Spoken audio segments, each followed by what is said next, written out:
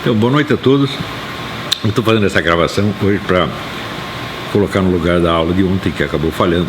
Houve uma falha técnica lamentável. E com as explicações que eu vou dar hoje, vocês vão entender até por que eu fiquei tão bravo da aula ser interrompida. Muito bem. Vamos começar pelo seguinte. Quem quer que tenha estudado a mentalidade revolucionária, a história do movimento comunista e coisas similares, entende que para todo o pessoal envolvido nisso e toda a militância esquerdista de qualquer tipo, de qualquer naipe, só existe um problema no mundo. Eles acreditam que todos os males do mundo advêm do fato de que não são eles que estão no controle do processo. Então, adquirir o controle do processo é a prioridade e, pensando bem, a única. Porque o que será feito depois, por exemplo, como vamos construir o socialismo, isso aí muitos autores, muitos dos líderes e gurus esquerdistas nem dedicaram um único minuto a isso. Karl Marx, por exemplo, ele nunca disse como se iria montar o socialismo. Ou seja, o problema prioritário não é o socialismo. O problema prioritário é a conquista e manutenção do poder pelo grupo comunista, socialista, ou seja lá o que for. Isso é a mesma coisa no Partido Comunista Soviético, na Sociedade Fabiana, no Partido Democrata Americano, no PT e no movimento bolivariano. O problema é sempre o mesmo. Então, quando eles não sentem que estão no poder, o sentimento de inconformidade deles é uma coisa assim inconsolável. Então, por exemplo, quando o presidente João Goulart foi derrubado em 64, né, o sentimento de perda e de desastre foi tão grande, como se eles pensassem assim: a pior coisa que pode acontecer para a humanidade é não estar sob as nossas ordens. Não há nada pior, não há inferno, não há guerra, não há miséria, não há doença, não há terremoto, nada é pior do que isto, estar sob as ordens de uma outra pessoa que não nós. Isto está tão profundamente arraigado na mente esquerdista que o número de meios que eles criaram para conquistar e manter o poder, a lista é quase interminável. E toda hora aparece um novo. Tá certo? E existe um no qual eu não prestei atenção no tempo devido, e que hoje é o grande risco. Nós estamos vivendo atualmente uma operação que pode anular completamente os efeitos de todas as derrotas que a esquerda teve nos últimos anos. Pode voltar tudo atrás, da maneira mais fácil e mais rápida, mediante uma nova estratégia. Eu sabia que a estratégia existia, mas não prestei muita atenção nela. E outro dia alguém me chamou a atenção para isso, e eu fui estudar o caso, e vi que a coisa é gravíssima. Então pensei o seguinte: no começo dos anos 90, entre os anos 80 e 90, eu bolei um esquema para neutralizar a hegemonia cultural e intelectual esquerdista. Bolei o esquema, coloquei em funcionamento e funcionou, deu certo. Só que levou 20 anos. Eu publiquei o livro Nova Era, Revolução Cultural, em 1993, e eu posso dizer que o começo da queda da hegemonia esquerdista foram os movimentos de 2013, quando o pessoal da esquerda montou aqueles movimentos contra o negócio do tarifa de ônibus, eles fizeram um rolo e o povo espontaneamente ocupou o lugar deles. O povo saiu às ruas e expulsou os esquerdistas e fizeram sua própria manifestação. Então, o processo levou 20 anos. Era mais ou menos o que eu calculava, eu esperava até mais tempo. Mas neste novo esquema que está sendo adotado agora, ele é uma questão de meses. Ou seja, ele pode ser posto em movimento de uma maneira muito fácil, não requer mobilização de massa, não requer grandes organizações, é tudo feito através de 9 pessoas, os juízes da Suprema Corte. Este processo foi descoberto, entre os anos 50 e 60 nos Estados Unidos. Quer dizer, você tomar posse do país por meio do aparelho judiciário, e só, através da mais alta corte. Esse esquema não é fácil, foi desenvolvido ao longo de muito tempo por John Rawls e pelo Ronald Dworkin, e hoje nos Estados Unidos isso é uma realidade. Quer dizer, a Suprema Corte legisla à vontade, faz o que quiser. Eu observei isso mais nos Estados Unidos. Eu não me preocupei muito com o que estava acontecendo na Suprema Corte brasileira. Me parecia apenas que os juízes estavam vendidos ao PT. Mas a coisa é muito pior. Quer dizer, o esquema de apropriação do país pela Suprema Corte já está em avançada fase de realização. E nós temos o quê? Alguns meses para reagir contra isso. Então, eu penso, bom, da outra vez eu tive 20 anos para agir, né? Agora nós não temos. E é por isso que eu fiquei tão bravo quando pifou a transmissão ontem. O senso de urgência que eu tenho disso é uma coisa absolutamente desesperadora. Também o fato é o seguinte, eu não tenho, vamos dizer, para me preparar para enfrentar esse negócio, eu não tenho o tempo que eu tive para fazer o outro esquema. Eu posso dizer, por exemplo, para a década de 80, 90, eu passei todo dia estudando isso, e quando soltei o livro Nova Era, Revolução Cultural, eu já sabia tudo que eu ia fazer, qual era o caminho a seguir, eu sabia mais ou menos tudo que ia dar. E eu acho que raramente houve um plano que desse tão certo assim. Foi simplesmente maravilhoso, reconfortante ver isso, né? A esquerda, até então, até o começo dos anos 90, ela tinha o controle monopolístico da cultura, da universidade, da mídia, da política partidária, porque não havia um partido de direita, e dos movimentos de rua. Ou seja, tinha o controle da sociedade inteira, e embaixo dela havia aquela maioria silenciosa que não tinha coragem de dar um pio. Nada. Ou seja, a opinião direitista, ela simplesmente não existia. Não é nem que ela foi excluída, ela já tinha desistido de existir. Tá certo? E eu percebi que o que permitia isso era a tremenda autoconfiança do pessoal da esquerda. Eles confiavam na sua honestidade, na sua capacidade, né? Confiavam que tinham razão. E, sobretudo, isso se baseava na confiança que tinham na autoridade intelectual de uma pleiade de escritores, filósofos, etc. Sobretudo estrangeiros, né? A liderança intelectual local era até meio fraquinha, mas ela adquiria a sua autoridade do prestígio internacional de tipos como Michel Foucault, Jacques Derrida, Jean-Paul Sartre. Era um bando de gente. Se você pegar todos aqueles que o Roger Scruton estudou no livro Thinkers of the New Left, você vê que era uma pleiade de gênios, pelo menos assim considerados pelos seus admiradores. Então, aquilo era uma retaguarda intelectual absolutamente formidável. Quer dizer, para você contestar o que um esquerdista estava dizendo, você tinha que transpor todo esse muro, tá certo? De gigantes ali, que estavam todos de braços dados, não deixando você passar. Né? E eu percebi que era só derrubar esses gigantes e o resto não se sustentava. Então, a autoridade intelectual é sempre a base de qualquer poder que exista neste mundo ou no outro. Não é isso? Então, nós estamos muito acostumados a pensar que o poder se baseia no dinheiro, nisso, naquilo. Não. Tudo que acontece no mundo da política começou em pequenos círculos de intelectuais. E quando aquilo chega ao público, tá certo? Você já tem todo um esquema montado, um esquema intelectual montado atrás, para tapar todos os buracos possíveis. Tá certo? Então, nada tem. Não tem resposta à coisa. Né? Não tanto em termos de convicção, ou seja, não é que tem um formulário ideológico que todo mundo segue. Não é isso. A maior parte das pessoas nem conhece a ideologia esquerdista. É realmente um prestígio pessoal, um negócio psicológico. É um poder psicológico que o nome de um grande intelectual tem sobre pessoas que não seriam sequer capazes de ler o que ele está escrevendo. Por exemplo, Michel Foucault, o pessoal respeita, assim, sem nunca ter lido. Né? Se você lê com atenção, o seu respeito pelo menos diminui. Mas não precisa isso. Então, o prestígio intelectual é a base de todo o poder. Não é isso? Se não tem prestígio intelectual, muito bem, você toma o poder pela força, você cai. Foi exatamente o que aconteceu com os milicos. Os milicos em 64 tomaram o poder, mas eles simplesmente não tinham respaldo intelectual. E aqueles que eles poderiam ter, eles dispensaram. Tá certo? Então, logo se desmoralizaram. Eles não tinham, por assim dizer, autoridade moral, autoridade psicológica. Eles não pareciam autoridade, eles pareciam que tinham apenas o poder material, não autoridade, não inspiravam respeito. Inspiravam às vezes temor, mas não respeito. Né?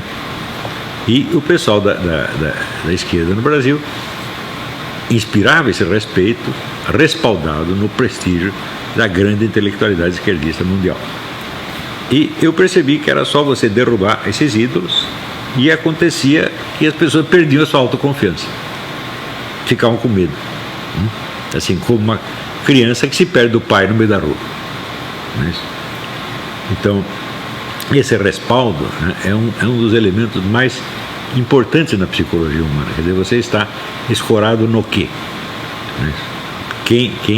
Quem garante a sua integridade psicológica, né? Quem garante a sua coragem, né?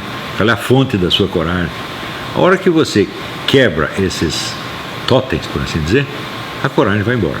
E daí acontece aquilo que dizia Lenin, quer dizer, que o principal na guerra é fazer o inimigo perder o desejo de combater, desencorajá-lo.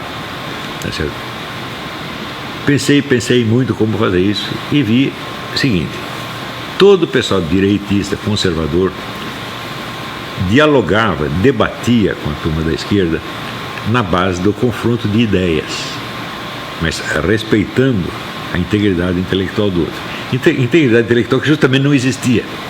Então isso quer dizer, quando um direitista contestava as ideias de um esquerdista, ele ao mesmo tempo o honrava, reconhecendo-o como intelectual legítimo, coisa que ele não é, né? Então, por exemplo, para mim, eu não tenho a menor dúvida de que um sujeito como Michel Foucault, ele é apenas um charlatão e um louco, né? Nada do que ele escreveu tem o menor valor, nada. Né? Outro dia mesmo, eu vi um depoimento de um filósofo que eu conheceu bem, o Jorge Magnard, né?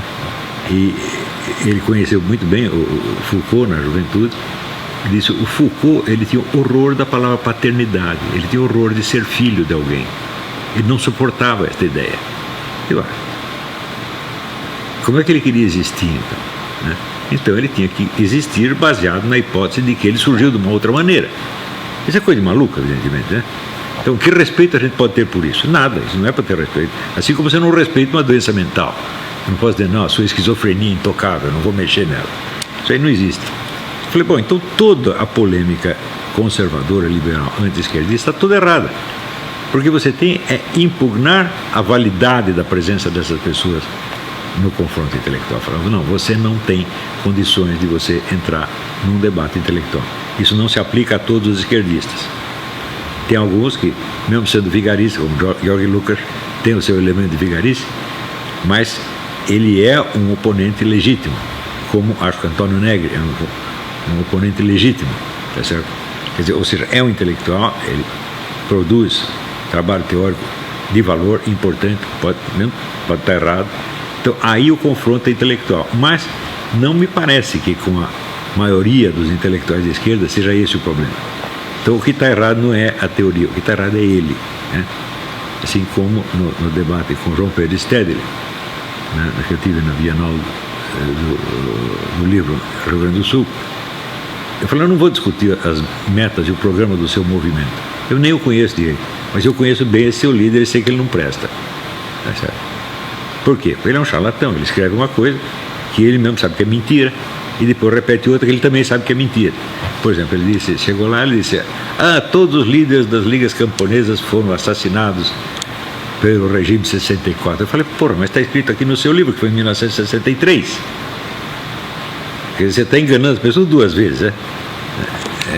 E assim por diante, né? Não, existe um estado de violência endêmica no campo brasileiro. Daí eu olhava, ele mesmo dava no livro a estatística dos crimes, assassinatos no campo. Então, por exemplo, 1993, 30 assassinatos. 1997, 28 assassinatos. Falei, isso aqui não dá para competir com uma delegacia de bairro no Rio de Janeiro. Então, o campo é a região mais pacífica do Brasil. A única que faz arruaça lá são vocês mesmos. Né? E assim por diante. O cara saiu de lá dizendo, se eu soubesse que ia ser tratado assim, eu não viria. Quer dizer, não é para vir mesmo. Muito bem, depois desse tempo desse debate, ele ficou quietinho por vários anos. Isso tira a vontade do sujeito combater. Teve um homem que, presidente da SBPC, depois de confronto comigo, ele desistiu da carreira científica, foi ser plantador de alface no Rio Grande. Falei, agora está certo, arrumou uma profissão honesta, hein? Parou de vigarice. É isso que tem que fazer. E foi isso que eu fiz no Imbecil Coletivo. Então, você tem que escrever dos casos num tom, assim, ferozmente realista, dizer a coisa como é mesmo, e sem respeito pela pessoa. Olha, o respeito se conquista. O respeito não é, como é que se diz, um direito inalienável, que você nasce com isso. Quer dizer, só porque o sujeito nasceu, ele tem que ser respeitado como intelectual. Fala, faz favor. Né? E a coisa funcionou. A partir eles não tiveram a coragem de reagir intelectualmente à coisa, porque aquilo os tocava psicologicamente, não só intelectualmente. Ali começou a queda da esquerda. E foi. Aos poucos, né? Eles foram desistindo da luta. Quando o sujeito começa apenas a xingar, reclamar, ele já perdeu. Não tem o confronto intelectual, já perdeu. Muito bem. Eu penso, como é que eu poderia fazer o mesmo com este esquema que está aí? Esse novo esquema. Né? Simplesmente não dá tempo. Eu falei, bom, eu precisaria estudar muito o caso, né? Dominar o assunto, como dominei a estratégia esquerdista do Gramsci, tá certo? E daí fazer uma operação dessa, mas ia durar também 20 anos. E nós não temos os 20 anos. Então eu pensei, bom, nós vamos ter que fazer um negócio assim acelerado. E tem que ir direto no ponto. Qual é o ponto? Pensei. É a doutrina do Ronald Dworkin. É a concepção de justiça do Ronald Dworkin está por trás de toda esta imensa cara de pau, dessa desfaçatez dos nossos juízes, que não só legislam, como legislam em causa própria. O juiz não pode legislar, está lá para aplicar a lei, não para inventá-la, tá certo? Eles inventam tudo e fazem isso em benefício próprio, em benefício do seu partido. É uma coisa, é um descaramento tão grande. Eu os considero todos criminosos, tá certo? E eu acho que o certo seria tirá-los de lá a pontapé, quer dizer, o povo invadir e tirar os caras na tapa, você sai daqui. Isso seria o certo. Mas como não vai fazer isso, e eu não tenho pessoalmente os meios de fazer, então eu falo, bom, eu vou ter que ir pela mesma estratégia do combate intelectual, como eu fiz no outro caso. E, felizmente, é possível encontrar um núcleo da convicção que sustenta essas pessoas.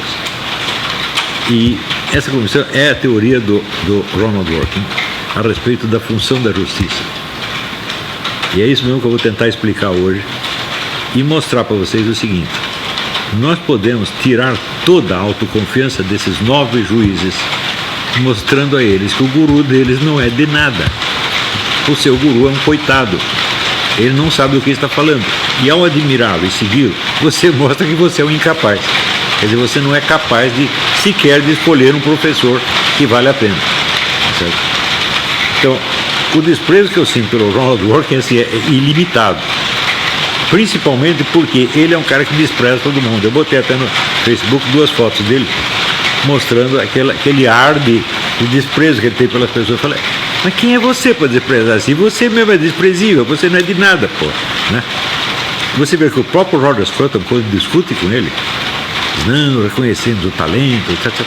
Talento coisa nenhuma, rapaz. A minha conclusão é o seguinte: a única coisa que o Ronald Dworkin tem, ele tem um domínio do vocabulário do pessoal radical chique da costa leste americana. Ele fala para o coração dessas pessoas porque ele é um deles. Ele é da turma. Ele sente como eles. Então é claro que ele tem audiência nesse meio. Mas ele não tem mais nada além disso. Ele às vezes dá um ar de estar expondo uma teoria científica, quando na verdade ele está apenas repetindo lugares comuns da conversa dessa gente. E eu vou dar alguns exemplos. Eu, assim, de propósito, em vez de pegar os livros dele sobre teoria jurídica, eu peguei o último livro dele, que se chama Religião Sem Deus. É claro que não precisa ser muito esperto, assim, que, em geral, as concepções que nós temos do ser humano derivam das concepções que nós temos a respeito de Deus. Não é isso? E ele não é uma exceção. Eu vou ter que ler alguns pedaços aqui para vocês entenderem, né, onde é que ele quer chegar e onde é que eu quero chegar. Então ele disse, peraí, eu tenho que trocar de óculos e acender isso aqui.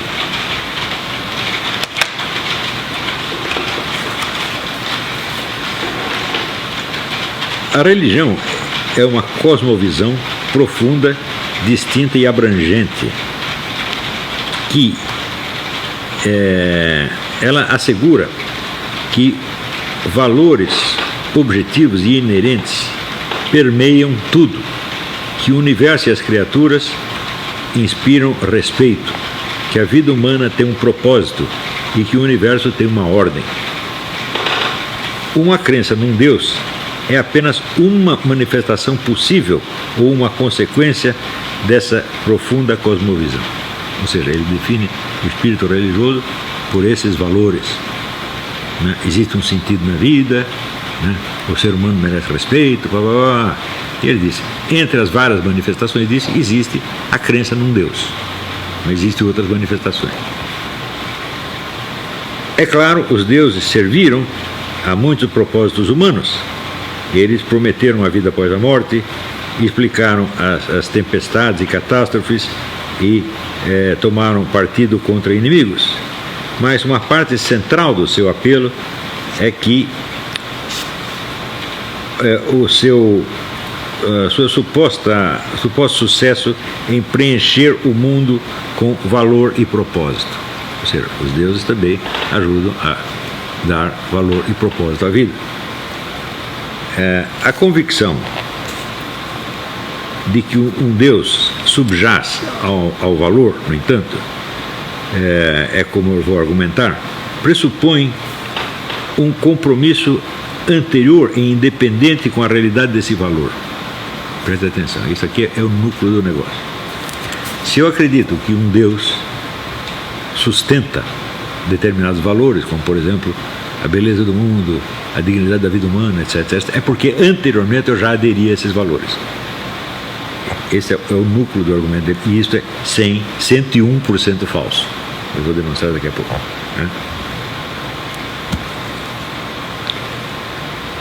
Esse compromisso é disponível, está ao alcance, tanto dos crentes quanto dos descrentes. Portanto, os teístas compartilham um compromisso com alguns ateístas, compromisso que é mais fundamental do que aquele que os divide. Ou seja, o teísta acredita em Deus, o ateísta não, mas eles compartilham valores que são mais profundos do que a diferença que separa de crer ou não crer em Deus. Né? E essa fé compartilhada pode, portanto, fornecer a base para uma comunicação melhor entre eles. Ou seja, os valores comuns entre ateus e religiosos favorecem a comunicação entre eles. A divisão rígida entre o povo da religião e sem religião é demasiado crua, tosca. Muitos milhões de pessoas que se contam como ateístas têm convicções e experiências similares e tão profundas quanto aquelas que têm os crentes, ou pessoas que se contam como religiosas.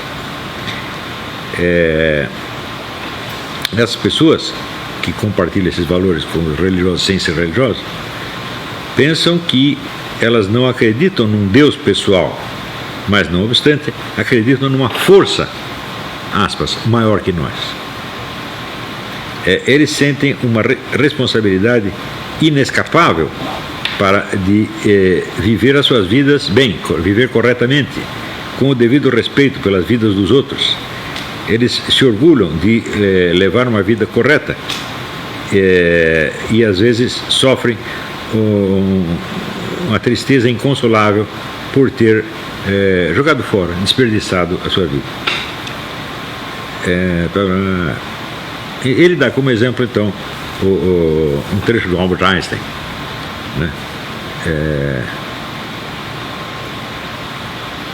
Que diz: saber que aquilo que é impenetrável a nós realmente existe, manifestando-se na mais alta sabedoria e na beleza mais radiante que as nossas sonsas faculdades podem abranger, somente nas suas mais formas primitivas. Esse conhecimento, esse sentimento está no centro da verdadeira religiosidade.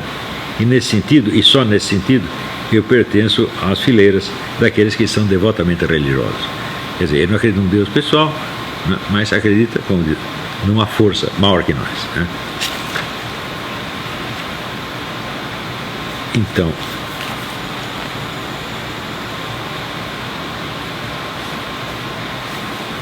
ele, como exemplo de que existe uma religiosidade ateística tão respeitável quanto qualquer outra religião, ele dá um exemplo da Suprema Corte. Ele diz que existe, na época de guerra, existe um negócio chamado de objeção de consciência. Quer dizer, o indivíduo, por exemplo, os Quakers não podem fazer guerra. Então, se ele é convocado para ir na guerra, ele faz uma coisa que se chama objeção de consciência. Eu não posso participar da guerra porque a minha religião não permite.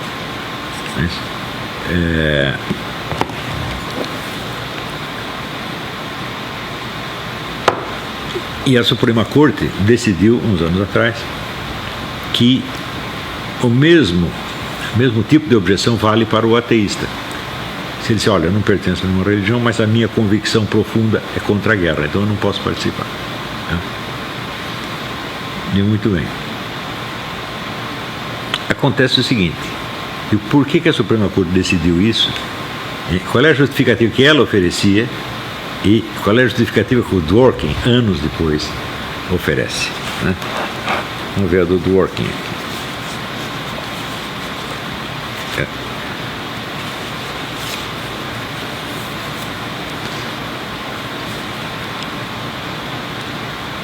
Não argumento que não existe um Deus pessoal que fez os céus e ama as criaturas.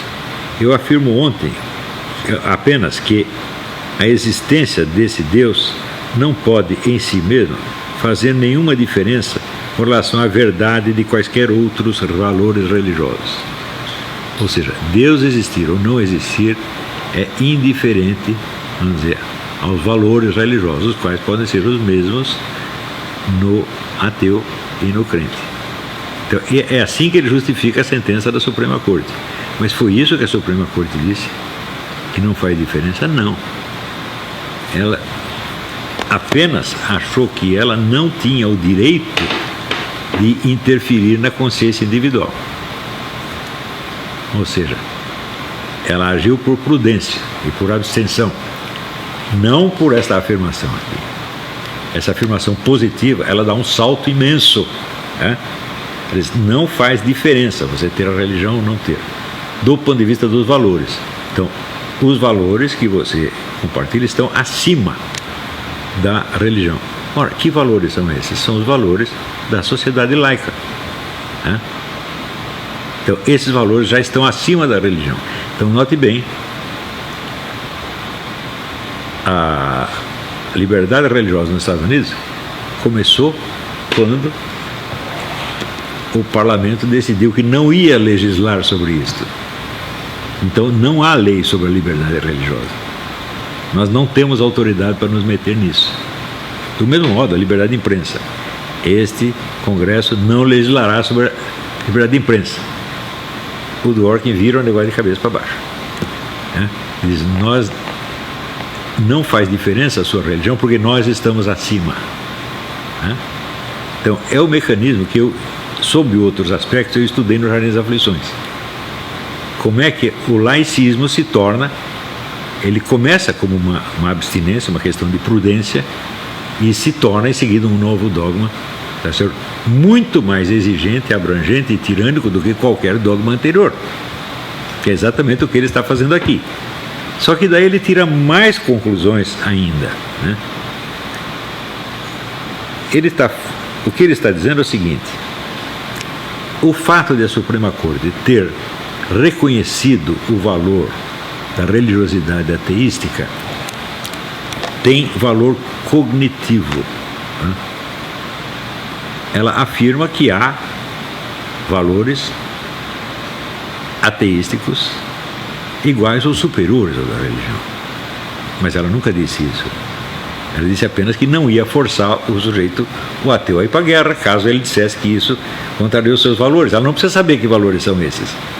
Ela não está proclamando a validade de entrar no terreno da consciência individual. O que fez está muito certo. Não é isso?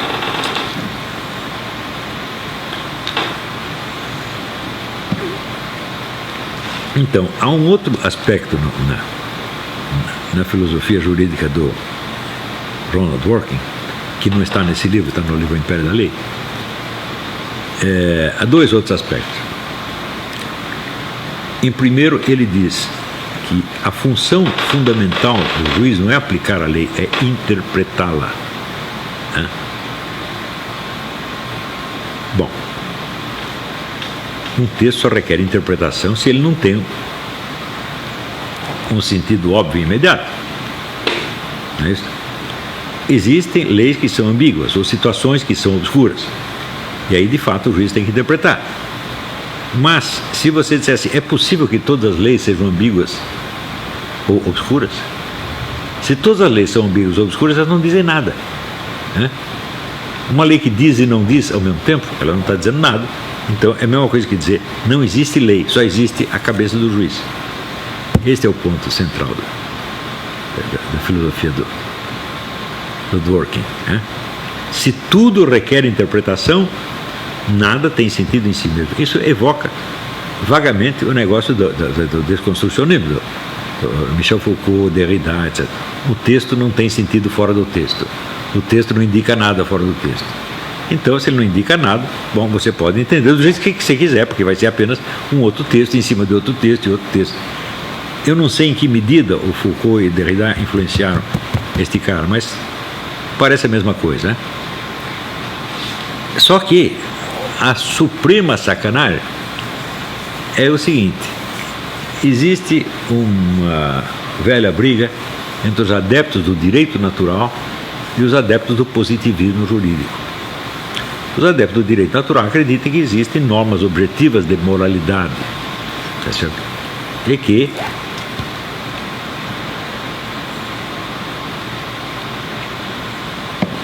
o juiz deve interpretar as leis de acordo com essa moralidade estabelecida. Né? Ela não pode, vamos dizer, aplicar mecanicamente, né, uma lei que viole a consciência das pessoas. Tá certo? Mas, para o positivista jurídico, só existe aquilo que está na lei escrita. Tá certo? E o Dworkin toma partido da lei natural, do direito natural. E ele diz o seguinte: acima da lei existem os princípios. E tudo deve ser interpretado de acordo com os princípios. Mas que princípios são esses? Para ele são os princípios da sociedade democrática laica moderna. Então, é o politicamente correto, é o abortismo, é o feminismo, etc, etc, etc. Né? Isso não está nas leis, nada disso é lei, mas são os princípios eternos e sagrados. Então, qual é o princípio eterno e sagrado? O juiz faz o que quiser. Né? E incumbe a ele, como outro dia um juiz brasileiro disse que incumbe a Suprema Corte decidir todas as questões jurídicas, políticas, econômicas, sociais e morais. Então eles demitiram Deus e tem 9 deuses lá, eles decidem tudo. É isto que está sendo aplicado no Brasil. E é por isso que é importante analisar o Dworkin, porque o Dworkin é o sacerdote desse culto. Ele é o fundador e sacerdote desse culto, que é o culto deles mesmos, se você pensar. Quer dizer, o juiz é o intérprete de tudo, é o analista de tudo, e como disse um deles, acho que o Barroso disse, acima de nós não há nada. Ele não disse nem que existe Deus. Quer dizer, os reis diziam, acima de mim só Deus. Mas pelo menos tem alguma coisa lá em cima. Mas o juiz não tem nada, não tem nem Deus para limitá-los. Então, eles são deuses. Ora, aqui nos Estados Unidos já houve vários livros sobre isso. Tem o livro do juiz napolitano, que chama Homens de Preto, uma coisa assim. Eles estão denunciando esta usurpação judicial faz anos, tá certo? Mas mesmo aqui, essa usurpação judicial é muito mais complexa. O sistema judicial americano é muito mais complexo. Então os abusos deles são, frequentemente, um juiz limita os abusos dos outros, coisa mais complicada. Mas no Brasil então está fácil. O STF pode tudo, ele pode fazer o que quiser, e ele já está fazendo. Então, nos próximos dias ou meses, ele vai aprovar o aborto, contra as leis e contra a opinião do povo brasileiro. O povo brasileiro já se manifestou maciçamente contra a liberação do aborto, mas daí vem os 9 velhinhos e autorizam, e daí está acabado. Ou seja, esses 9 podem não apenas mais do que o poder legislativo e o poder executivo, podem mais do que o povo. A opinião deles pesa mais do que a opinião do povo inteiro. Acho que o Barroso disse até isso. Falou, não interessa se o povo quer isso ou aquilo. Tá certo? Nós, uma vez que somos empossados no cargo, nós não devemos satisfações a ninguém. O que é isso aí? Ronald Working. Porque nós aqui representamos não a lei, representamos os princípios que estão acima da lei. E os princípios são exatamente esses nos quais o Dworkin acredita. Então, inventaram um jeito de tomar o poder por um esquema muito mais simples do que o do Antônio Gramsci, porque toma através do sistema judiciário. Então, eu não sei se vocês entenderam essa explicação, mas o principal é mostrar a esses camaradas o seguinte: ó, essa segurança que vocês têm está toda baseada no Dworkin, e o Dworkin é um coitado, né? Por exemplo, ele fala de religião e ele confunde, é confusão mais, fala como Aristóteles, confunde a ordem do ser com a ordem do conhecer.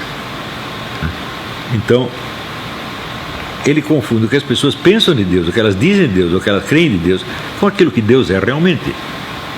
Agora, se existe uma religião, é porque ela se reporta a um Deus que não se limita a ser objeto de crença. Deus faz alguma coisa, né? Deus age, né? Se ele não age, então acreditar nele é uma bobagem, não é isso? Então, um Deus cuja modalidade de existência consiste em ser crido, existe isso? Não, isso é absolutamente impensável, não é isso? Quer dizer, Deus não é só objeto de crença, ele é um sujeito ativo. Ou então, não dá para acreditar nele.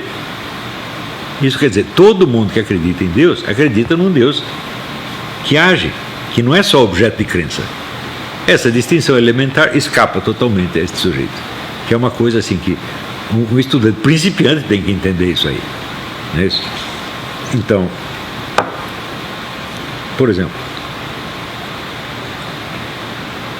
você acredita que Moisés subiu no Monte Sinai e falou com Deus? Eu acredito. E Deus não falou nada? É só você que acredita? Ou você acredita também que o próprio Deus falou, foi só Moisés que falou? Então está faltando a noção, quer dizer, de Deus como agente. Você pode até não acreditar que Deus exista, e portanto não acredita que ele seja um agente. Mas você tem que compreender que é inerente ao conceito de religião o fato de Deus ser um agente. Então você não pode fazer abstração disso e reduzir Deus a um objeto de crença. Porque até como objeto de crença, ele é objeto de crença enquanto agente, e não apenas como objeto. Não é isso? Então, por exemplo, eu acredito que 2 mais 2 é 4. Mas 2 mais 2 é 4 não é um sujeito agente, né? É apenas uma relação numérica, né? Ela não age por si, tá certo? Então, você acreditar em Deus assim não é acreditar em Deus. Segundo lugar, as pessoas que dizem, eu não acredito num Deus pessoal, mas acredito numa força, né? Ora, o Deus do Islã não é um Deus pessoal, né? Ele é um Deus abstrato universal. Tanto que Allah não quer dizer Deus, quer dizer a divindade. Al, artigo, lá, né? Então o Deus pessoal não existe para eles, né? Existe apenas a divindade abstrata, que não se manifesta na Terra. Ele é absolutamente inacessível. Então essa força, então não há diferença entre Albert Einstein e um muçulmano. Como é que você não leva isso em conta? Você não leva em conta porque você não sabe, né? Outra coisa, existe a religião sem Deus? Existe, o budismo é uma religião sem Deus. E é uma religião com os seus ritos, as suas obrigações, etc, etc. Não é uma coisa informal como a suposta religião ateística, que é apenas subjetiva, né? Então, como é que fica o caso? Quer dizer, um estudo sério disso tem que levar essas diferenças em conta. Em terceiro lugar, esses valores que você diz que são idênticos entre os crentes e os descrentes, isso de fato existe. mas existe agora na sociedade em que você está e no meio que você frequenta. Isso sempre existiu? Não. 90% desses valores foram criados pelo cristianismo, né? Implantados pelo cristianismo. E é claro, depois que o cristianismo recua, eles continuam existindo porque se incorporaram na cultura. Mas eu vou lhe dar um exemplo. Em Roma, se um casal tinha uma criança, o pai não queria a criança, ele podia matá-la. O filho é considerado propriedade do pai, o pai, o que quiser, joga o cara na lata de lixo. Isto aí, entre os índios do Xingu é assim. Você não quer a criança, você tem o direito de enterrá-la viva. Isto é o respeito pela vida humana. E você está falando que o respeito pela vida humana é normal nas pessoas, todo mundo tem, e porque tem, ele tem valores em comum com a religião? Ou foi a religião que ensinou isso a duras penas? Para a escravidão, você não deve escravizar os outros. Quem foi que ensinou isso aí? Foi só o cristianismo, meu Deus do céu. O cristianismo eliminou a escravidão no mundo antigo, tá certo? Trocou a estado do escravo pela de servo da gleba. O escravo romano não podia casar, não podia ter família, não podia ter propriedade, não podia ter nada. Eles procriavam em grandes surubas coletivas, juntava todo mundo no Maracanã, todo mundo come todo mundo, depois a mulher engravida e ninguém sabe quem é o pai. Por quê? Para não ter herança. A igreja conquista para eles o direito de casar, ter herança e ter sua terrinha, né? Depois, mais tarde, 700, 800 anos mais tarde, com o advento das monarquias nacionais, né, que já eram concorrentes e não fiéis da igreja, se reintroduz a escravidão com o tráfico africano, né? Mas é outra coisa. E assim por diante. Quem inventou os hospitais? Quem inventou as maternidades? Quem inventou a alfabetização universal? Tudo o que hoje a gente respeita e acredita que são direitos humanos, tudo foi a igreja, meu Deus do céu.